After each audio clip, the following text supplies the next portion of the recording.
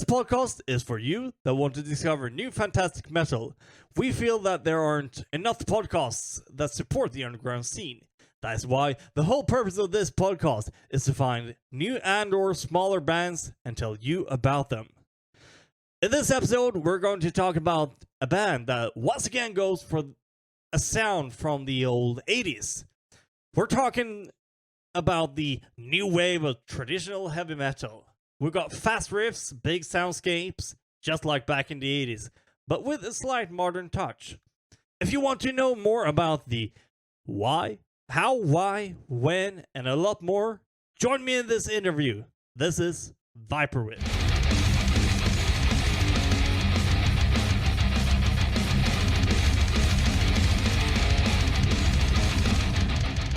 All right, so I'm sitting right here with Danica. Is that the correct way to pronounce your name? Yeah, you got it. Yeah, from Viperwitch. So how are you? I'm great. How are you doing? It's all good over here. Good. We're going to talk a little bit about influences and such from the band and all of that. But something that I like to start to ask the band is, why did you start to get into music? So, why or when is the main question. So, for me, my parents were musicians, but okay, right. Yeah, but what was interesting about that is they were the type of parents that were like, if you want to learn to do something, you're doing it on your own. So I started at a really young age. Obviously, I had, access to like guitars, right? And cabs and heads and things like that. And my dad basically was like, you really want to do this? I can show you how to set things up. And you're going to have to learn everything that you want to know on your own. You can go to classes in school. And that started for me.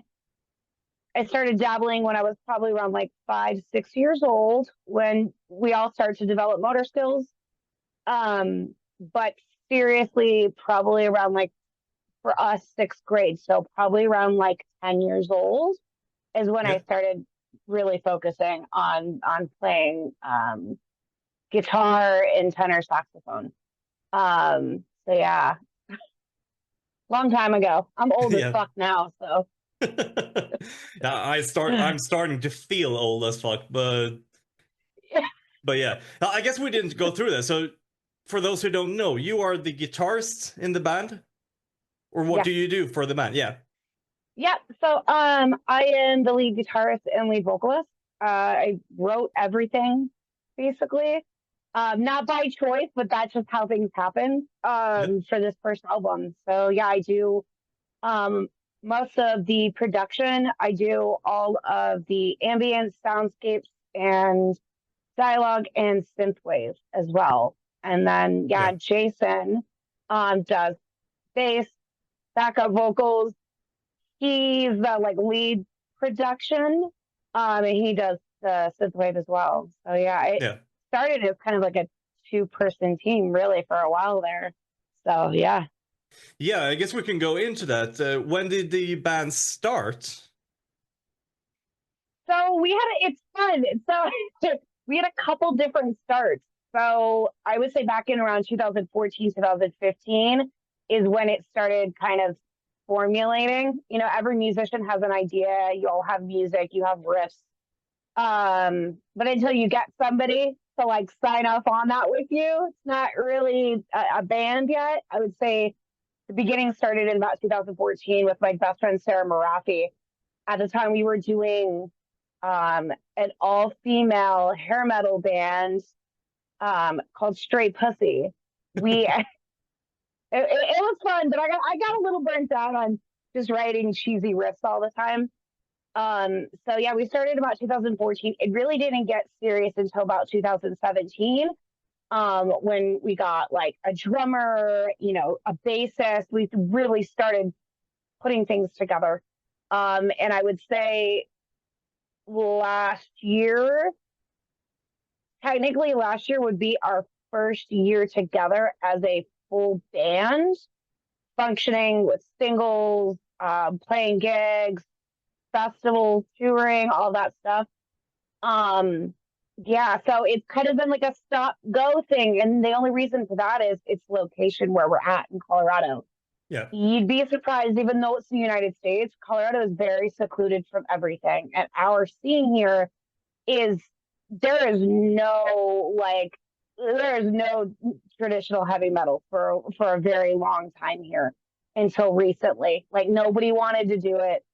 Everybody wanted to do technical brutal death metal or black metal and like stoner doom. So it was just so difficult getting people to want to do it.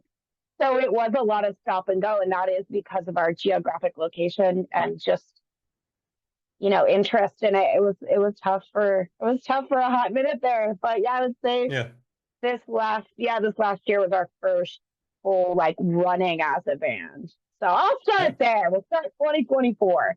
Yeah. When and how was the name Viperwitch born? So that came about in about 2017, when things started, like I said, started kind of picking up steam.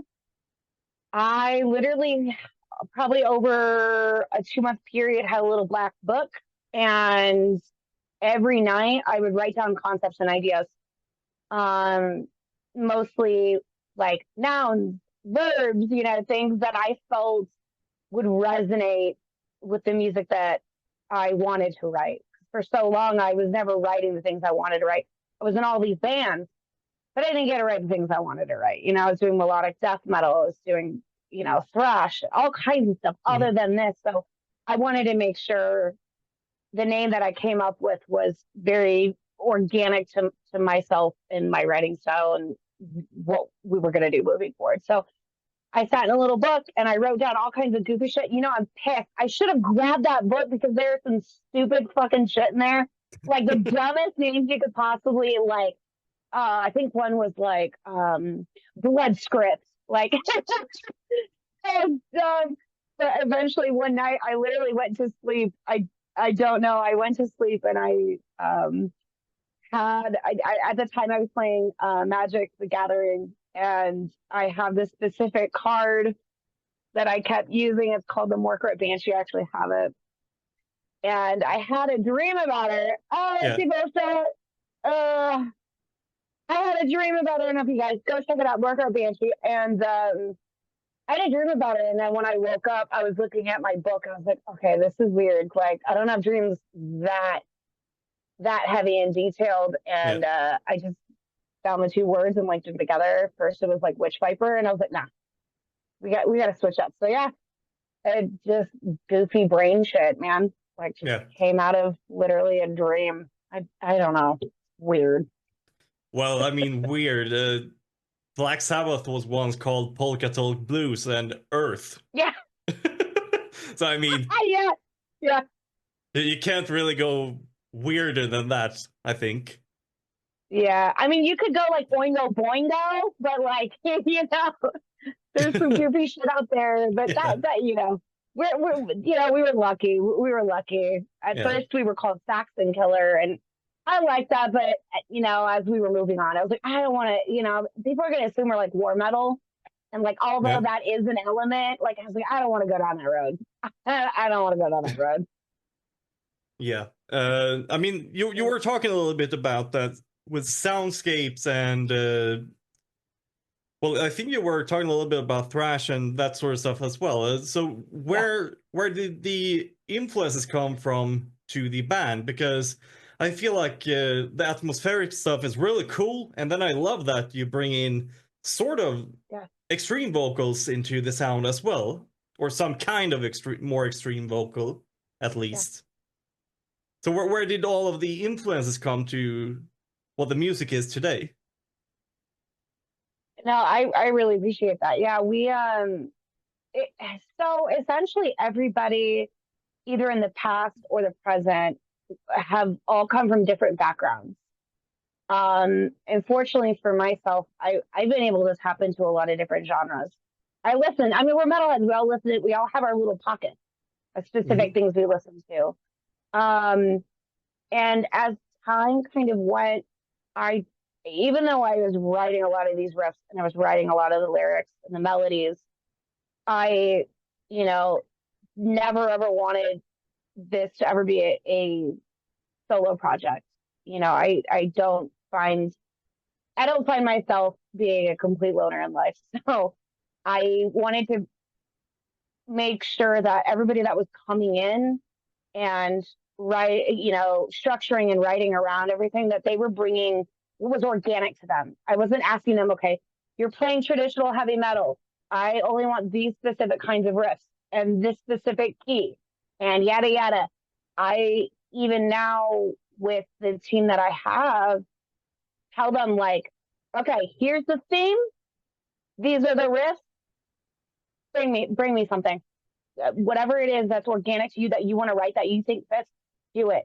And because I'm so flexible with moving in and out of different genre pockets, like I love melodic death metal, I love thrash, I love speed metal. I regardless of what they were bringing, I was able to kind of blend already what had been written into what worked for them. Essentially because I wanted it to be a melting pot. I didn't want things to be stagnant. I didn't want to be a copy paste. I wanted to finally have a project that had no limits. I mean, some limits, like we don't want to do, specific things, but, I wanted everybody to feel like, oh man, like I didn't get to do this in my last band. Like, what do you think of this, bro? For example, Will is in a power metal band called Celestial Wizards. They're like power metal and death metal. It's phenomenal. And some of the riffs that he had written for them, they were like, yeah, it works, but I don't know, maybe not. And we looked at them and we were like, dude, let's speed this up, put it in B minor, and we'll mix it in. And I think that's just how it all happened when it came to the atmospheric elements. So that was kind of more of like, I wanted to be able to tell a story from a very in-depth perspective. Like I didn't want to just throw all heavy metal out there with thematic lyrics and then just make people be creative, because we see that a lot. And that's cool, that's fine. For myself, I wanted to bring a little bit more color and diversity on top of what we were already doing. And since the guys were already doing what was organic to them and the genres that they liked and blending those in, movie composers are a big part of my upbringing, being in classical music and things like that, like John Williams. So I wanted to find a way to like, okay, how the hell are we going to make this work? Like, how do I make this a movie, but it's still heavy metal? And essentially it's like, oh, I've always wanted, we have them now, but growing up, we had a couple like Black Roses, Trick or Treat. We had some heavy metal movies, but I really wanted like a post-apocalyptic fantasy Tolkien-esque world with heavy metal as like the core of it. So that's where that came from. And essentially I wanted to start telling this story, and that was the most organic place I could go. That was the most in-depth and non-one-dimensional that I could think of, was that, and my love for synthwave, and Jay's love for synthwave, and Will's love for synthwave. So it's just this fun melting pot of all kinds of backgrounds, and just embracing those backgrounds and learning to tailor them rather than completely strip them and reformulate them or throw them away. I find it's hard to grow as a band and be unique or have character when you do that. It just rather embrace what everybody's bringing to the table. And so far it's come out just fucking awesome, and they're all things that I like, so it works. It's like it works for all of us. We're really lucky. Yeah, I mean, I love that way of thinking, because if you're open to bringing all of the influences from all of the members, it's going to be so much easier to get a little bit more unique sound. Because then everybody takes something to the table. So you really get that mix of really cool shit. Yeah, it's just, I think because I'm on a very heavy spiritual path on this time around on this planet. And for me, I see that music is very, very important to the integral core of the human experience as well as our soul experience. And I think that music is just a way that we paint. It's an artistic expression, yes, but it's a way that we paint our souls. And I feel that a lot of musicians are stifling themselves for whichever reasons, whichever issues that they're going through, and they're unable to paint those true colors. And when that happens, we don't really see a lot of movement in our art. We don't see it progress. We don't get to see a lot of um, influential things in our lifetime, like we once did. I mean, there are some bands now that are definitely influential, but it's I think a lot of it is everybody's stuck with this. Oh, we're going to do thrash, and we need to do it super technically, and we need to stick to the specific status quo with it, and we're all going to do it this way, and that really just kind of whitewashes everything. It pulls away. Well, what about this guy's jazz background? Or this guy's obsessed and completely memorized inside and out. Rush's 2112. Let him write. Let him pull some shit from there. You know what I mean? And I think some of the more influential bands now, even in the underground, do that. They just we're a community that comes together. We play music together, and whatever happens, happens. And slap stickers on shit and make stupid music videos, and I think that's the way it should be because it's an organic thing. Definitely. Yeah. I totally agree with that. Something that we usually ask the bands, I don't really know if it is possible for Viperwitch, since you guys are so diverse in the sound of your music. We usually like to ask what famous bands you would like compare your sound to, and the reason for that is that since we don't play the actual music in the episodes, we want to give our listeners a picture of what the band might sound like. Yeah. No, that's giving them kind of a visual representation. Okay, so this one's going to be a little quirky. So since I grew up in the rock, I don't want to date myself, but I was born in 1986, so I'm 400 years old, and I grew up in the rock opera days and a lot of the concept album days. And I think a lot of the inspiration, and even though we do have like the thrash elements, we still sit within that traditional heavy metal pocket. So I would say if you're a fan of Warlock, particularly Doro's work, right? So I Rule the Ruins. Have you ever heard that song? By her Wendy O. Williams and the Plasmatics. We've got a lot of that raw, untamed, feral fever from that. Obviously, Judas Priest. I mean, that's one of the most influential bands for most of us. Wasp, Running Wild, huge Sabotage. Like if if I could compare some modern though, I would say if anybody remembers the band Huntress with Jill Janis, a little bit of that mixed with I guess we get compared to modern day like Savage Master. Good friends with those guys, love them, get super stoked when we get compared. They're like, oh, if you like Savage Master, I'm like, fuck yes. And then I'll just be texting like, hey guys. I would say Lady B, Savage Master, Sign of the Jackal a little bit. Just because the vocals, and I will warn people, the vocals are there, it's my voice. So if you don't like female vocals, or if you're just on the edge of, not liking women in metal in general, don't listen to our shit. But if you do, those are the bands that were a little bit like, and back in the day, like Chastain and stuff. So we also, have some speed metal elements that we throw in there too, pretty heavily. There's another band, Solicitor. I'm actually wearing her shirt. I'm Yep. actually wearing her shirt. Amy Carlson from Solicitor. She's like a leather worker. You go onto her website. She does all kinds of phenomenal heavy metal outfitting. Basically, she's like a mechanical engineer. She works on her motorcycle. She's badass.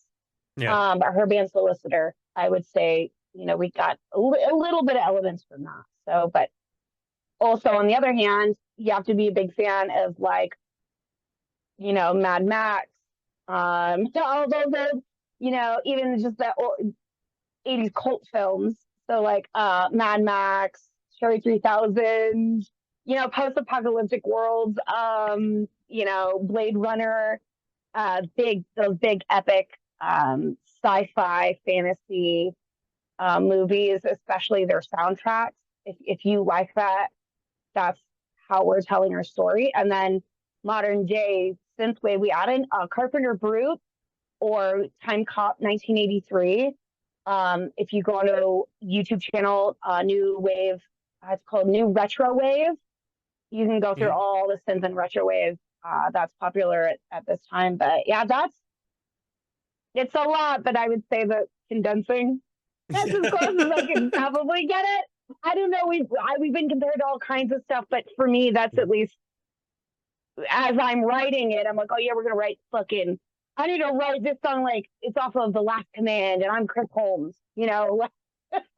I want these guitar tones, but at the end of the day, someone would be like, "Oh, this is dog shit." It sounds like Limp Bizkit in the '90s. I don't fucking know. So opinions are opinions, but yeah, that's roughly kind of think where we sit very humbly. Like I said, it won't be easy to pinpoint the band because of your band being so diverse in the sound. I think we've been touching a little bit upon it, but can you explain a little bit more about the image of the band? Like we're talking a little bit about the art, maybe the logo, and etc. etc. Yeah, the image is fun because as any musician knows, like you can kind of do whatever the fuck you want. It's a blank slate. For us specifically, there are some online physical interviews that are in our link tree, and essentially they break down the tracks like one by one, and they tell a little bit of the story outside of the like booklet that's in the CD case that walks you through the album as you're listening to it. And with that being said, the story is in a post-apocalyptic world, right? So very, very well in the future after we have destroyed ourselves over and over again. It's obviously got a mix of a lot of high fantasy. So when we went into a lot of our image, we wanted to make sure we were consistent with the themes. When you're creating an image, you don't want to throw too many things out there at people because it's not going to be recognizable. So you have like Snaggletooth, right? You've got Eddie. These are images that people go, oh, Motorhead, Iron Maiden, right? So that was kind of the goal. Was I wanted something that was going to just represent the band and carry us, no matter where we went lyrically, no matter kind of where in the story we went, or if we stepped outside of the story and just did a bunch of sleazy, dirty, sweaty speed metal, it would stick with us. And that's where we came with the first logo with Kathy. We call her Kathy. It's the Viperwitch. The joke here is in the US that everybody has a stepmom named Kathy and she's a total bitch and she tries to ruin everybody's life. At the time, so we call her Kathy, but that's essentially I'm trying to see if I have her up here, but that's the logo. That's the Viperwitch. And moving forward, we obviously had to update our logo. Time went on. We had a brand new lineup. Things were refreshed. So I wanted to keep in theme with somehow mixing, like, how do I get across to everybody, road warriors, you know, savage post-apocalyptic lands, you know, she-wolf encampments, dirty, easy, sleazy rock and roll, and like Arnold Schwarzenegger, you know, Conan the Barbarian, Red Sonja, who I grew up, I like have Red Sonja tattoos. Yeah. So this comic collection is disgusting. I dare not turn my camera around, but it's all Red Sonja. That's the problem. It's not yeah, so how do I, you know, get all this together? And fortunately, the artists that we had been working with, like it's good because they're outside of the band, you know, that direct perspective. So they have a third party view of everything. And essentially, you know, with some of these artists, I would, you know, send them the music and be like, okay, listen to this. These are the things I'm going for. This is like kind of the edges that I want. We want things very, you know, fonts looking very snake-like. And that's what they came back with. And in some cases, though, you know, I'd be like, for example, She-Wolves. If any of you have seen the She-Wolves artwork, it's my favorite the band, artwork. She-Wolf. Yep. Yeah. So essentially, yeah, the She-Wolves of the Wasteland, the single that we did. Diego Garza, who does all the artwork for like Hell's Heroes. He's in Hell's Hero in a couple bands in Texas. It's a phenomenal ink artist, like by hand. And I came to him and I was like, look, I want to do this and I'm going to do this right because this is our first single. I need, you know, a group of she-wolves, you know, drinking out of chalices in a dungeon and like a head she-wolf, full transformation, like full guts, gore, growing, dick, balls, everything just annihilating him within their sacrificial tomb with a bunch of, you know, criminal men and bars behind them that they're going to sacrifice next. And he's like, yeah, I can totally do that. And I was like, oh, also they need to be naked. Like, we need naked chicks. You know, I'm a massive fan of just naked women. Everything 80s naked ladies is just, my friends are constantly giving me like 70s, 80s Playboy rolled out. They're giving me naked lady lighters. It's just my favorite thing. So I was like, naked ladies. And he was like, fuck yeah. So that's how that one came about. So that one had a little bit more direction. Same thing with the album. That with Ken, I had drawn out a sketch and Ken basically just took the sketch and did exactly what the sketch was, but way better because I can't draw for shit. Down to like the dangly leather arms, you know, the leather jackets, you know, the different wolf fur textures and the cactus and all that stuff. But yeah, it was always just staying in theme with the story. And for me, it's like I had to find a way to make sure that this is organic to me as well. And the things that I love and I like. Finally, it's my project and I'm being told what the fuck to do. I get to do what I've always wanted to do. And I just throw it all out there and here it is. And a lot of the guys have some phenomenal ideas and, you know, we're always just enabling each other. Even the bad decisions. We're like, yeah, throw nipples on it. That'll sell, you know, so yeah. But as per like the artwork, we've been really lucky. The artists who we work with are just, yeah, and if you go on our Instagram, you guys can see all of the artwork out there. It's so great. And it's so definitely on theme and everything follows along. And yeah, we're really, really fortunate with that. And our newest logo, the chrome one, a artist in Russia, actually, right. Christoph.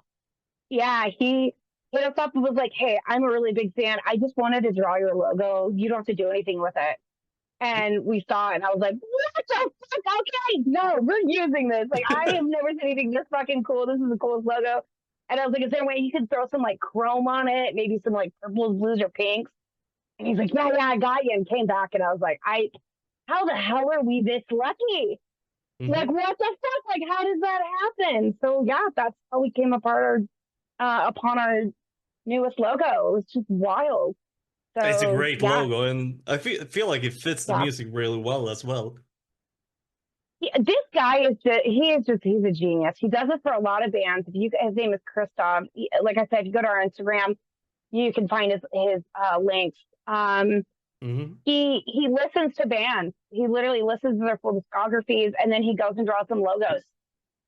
He's like fucking Picasso. Like, it's amazing. He brings these band logos to life, and it's just, he did such. We're so insanely lucky. I mean, Diego did our first logo. We love it. I still use it. We love throwing them on shirts. But this one was just crazy. I was like, the fuck, man? You clocked my ass. Like, yeah. Gotta love that. Yeah.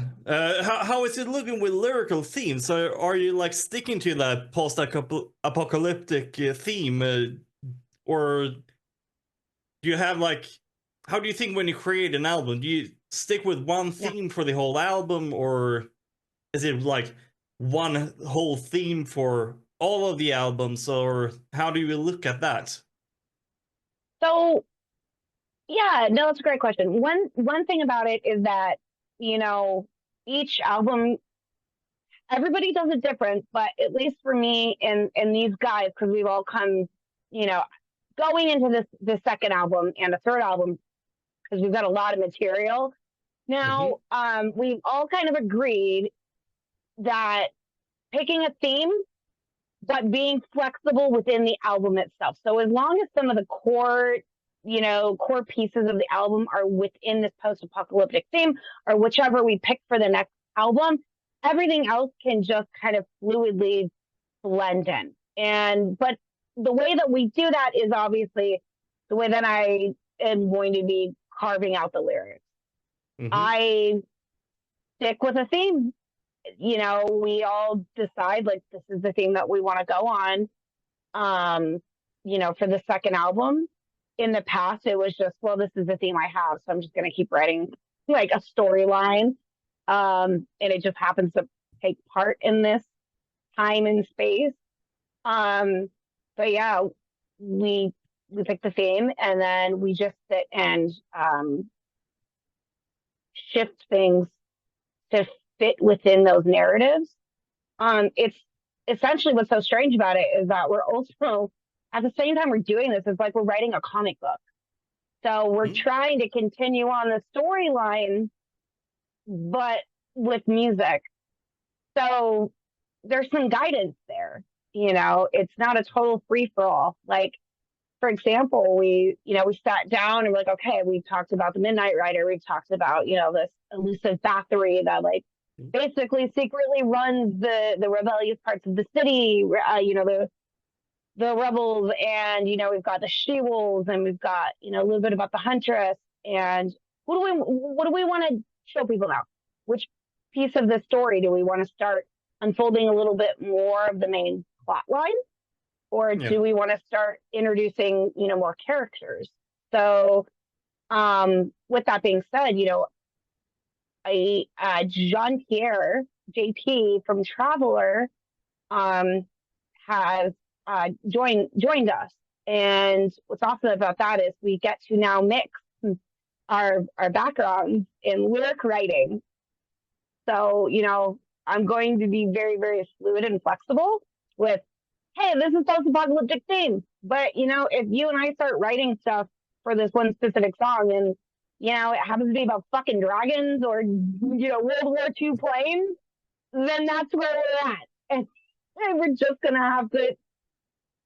let it be. We're just going to let it ride. There's no use in controlling art like that. I feel like you can edit things, but controlling it, you know, that far is, I don't know, it gets a little sticky, because then you shelve a lot of stuff that you probably should have put out. And man, that song would have been a banger, but you guys just didn't put it on the record, you know, you wanted to stay 100% in theme. So yeah, we're a little fly by the seat of our pants, but that's just kind of how almost all of us in the band, that's how our brains work, is we fly by our art. Like, whatever's coming out is coming out. Yeah. Whatever you put in, it's coming out. It's just going to come out right then. So, yeah. Yeah, I think that's great. And what I really love about the album as well is that is these instrumental parts that are weaved into among the songs, because it feels like it really ties everything together and makes the album flow in like one direction. So that is something that I really love with the album. But Thank you. yeah, no worries. What are the plans for the future for Viperwitch? What are we looking So, at 2025, for example? so yeah, for us right now, I think the biggest thing is that we want to writing right in that pocket right now is just writing, because we have JP now, and the possibilities are endless. I've got like lists and lists of just songs, that like, oh, I want to really emulate this specific piece of this song. Like I really want to bring in like Western guitar, like right at the beginning of this song, and I go full blown like sleazy dirty metal, sweet 80s sex metal, and then back into this, and it'll be great to bring JP in to help kind of create a little bit more dynamic vocals, right? So rather than just the one dimensional female vocals and then some really harsh male vocals, like we've got JP's voice, right? We can do more. So we immediately were like, well, here's our opportunity. He's a really busy guy. So we're writing. And so far, yeah, we've got enough, oh my God, enough material starting that it looks so far like we have about at least 2-3 more albums. Like, so we're focusing on that. Yeah, it's great, but once again, it's, you got to be patient. You can't just throw out anything. We don't want to, hurry up and rush the second album and hurry up and rush the third, but it is there and it's available to us. So we're focusing on that. We are going to there's a couple festivals that we haven't been able to announce just yet because logistics, the festivals are doing their thing. So we've got festivals this year, US based. We are looking into a little bit more in detail European tour as well as a South American tour, fairly about a month long. Last year was chaos for everybody. So we're trying to like get our gears like all together before we start grinding. And then we do have, obviously, like I wanted to start bringing the visual element back in a little bit more now that we've caught up with the music. I want to start doing music videos and doing some like photo shoots, but not just photo shoots that are just like, oh, look at our faces. Like stupid. Like I wanted to start doing photo shoots that help you bring yourself into our world. Understand like where you're at in this time and in this space. And yeah, just bringing that visual element. We're also upgrading and updating a lot of stage stuff. We've got a little bit more money now. Jay and I were literally a 2-person project, completely DIY out of our home. We had $0, and now it's like we've got some money coming in, and we're really, really fortunate. So we're updating a lot of the performance end.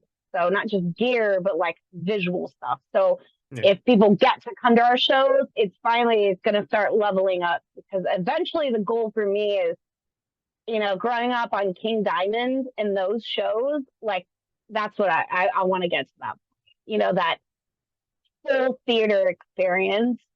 So we're a little bit of wasp in there too, a little bit of blood flying everywhere. It won't hurt anybody. So we're doing that. And then that way, once we start playing these festivals and we get to come to all of our fans' homes, rather than them having to fly and see us, we can bring everything with us, and you guys get like a full experience, of the show, and not just a bunch of dudes on stage fucking playing their instruments. So, yeah, we're busy, but I think 2026, the beginning of 26 is roughly when we're going to be dropping the second album. I kind of noticed it's a lot easier, and this is just my opinion, it's a little bit easier to drop an album at the beginning of the year rather than at the end of the year. So although it would be ready in 25, I just want to wait till the beginning of 26 because that gives everybody time to just kind of listen to it.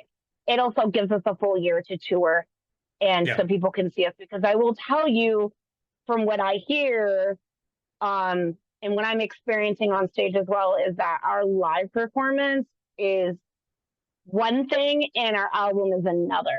And I'm glad that worked out that way. Because I not only wanted our live, because we are live performers. That's what we all went to school for, you know. So not only do you get a live performance, but I wanted to be able to give the fans and the audiences at home a way to really dive super deep into our world and just escape this hellhole prison planet we've been on and go somewhere else for like 30 minutes, you know, and give them that experience. But yeah, apparently our live shows are just something else, completely different. So it'll be cool to give the fans now that end of it, rather than just, you know, the Denver locals or, you know, a couple states over, like Oklahoma, you know, like other states across the United States and hopefully in Europe and in South America. We want to come see everybody. Everybody's so fucking awesome, you know, and it's so great to be able to spend time with everybody and talk, you know, face to face. It would be great to get you guys over here to Europe as well. Yeah, we would love it. We would absolutely love it. I lived there for a short period of time. I was in Brussels in Belgium. All right. In a short period of time in Paris during my college days when I was coaching snowboarding. I was staying with a friend who was a ski filmer. So I got to spend time out there. I fucking love Brussels. And, you know, I almost didn't come back. I was like, you know, I'm not going back to the United States. Bye. So it would be really great to get back out there and see all of our friends and just, you know, be a part of that experience, because that is a whole other experience that, you know, I am just craving for. So, yeah. Well, yeah, I think that we have gone over quite a lot of very interesting things about the band, and well, we love the band here on Metal Verbalizers. Is there anything else that you would like to shout out or talk about before we end the episode? You know what? Stay up to date on our Instagram, because there are so many things I like to shout out. I like to give all my friends platforms. For example, Mean Mistreater is going to be playing a tour in Europe. I really want you guys to try and catch that set. Phenomenal band. Janice is an insane vocalist. Like, this woman is a goddess in her own. So Mean Mistreater, check them out. They're going to be in Europe. Please go see them. Catharat, our friends with King Volume Records, they will also be doing a European tour. But stay on our Instagram, because I try to use that platform to let people know about all of the bands around us, not just us, but like, you know, our community, our US based and you know, community, especially when we're traveling. So stay up to the date on that, and you'll be able to not only follow us, but all the really amazing bands that we get to fortunately call friends. It's so mind blowing, but yeah, please do that. That way, yeah. Obviously, all of the social medias links for Viperwitch. If you watch YouTube, you will have all of the social media links down in the description. So we make it a little bit easier to go and follow you guys. Because I appreciate that. I think that's one of the easiest, and well, it's kind of free as well. So it's one of the easiest ways to support the bands. So I mean, that's a great way to do it. Yeah. And in this case, we get updates on all of others amazing bands as well, which is great. Yeah. We try to use our platform for good. I mean, some chaotic good, you know. Yeah. Sounds amazing. Yeah. We try to point it in the right direction rather than for like selfish means. But yeah, with that said, I'm gonna thank you so much for joining us and. Oh, thank you for having me. Podcast. It's been a blast. Yeah, it's been an absolute blast to have you. So thank you very much, and have a good one. Yeah, you guys take care. Much love. So, if it sounds like you might like this band, do not hesitate to go and check them out. If it is not what you usually listen to, Go and give them a chance anyway. You might find something new that you will enjoy. I find new bands and kinds of music all the time when we do this podcast. Most importantly, if you do like this band, make sure that you support them in ways that works for you. Easiest way to support them is to follow them on their social medias. It is very easy and it's completely free. Of course, I would like to encourage you to buy their music. If you like what we're doing here on Metal Verbalizers podcast, bringing you new metal to enjoy, don't forget to follow us on our social medias as well. This way you will get updates on what bands we're going to verbalize next. Maybe you have a band in mind that you would like us to feature. Don't wait to tell us about them. We always take suggestions in consideration when we plan our episodes. Did I mention our YouTube channel? There we also have a video version of tour stories and all episodes in Season 4. You do not want to miss this. Thank you for listening. You've been listening to Metal Verbalizers podcast, Verbalizing Viperwitch.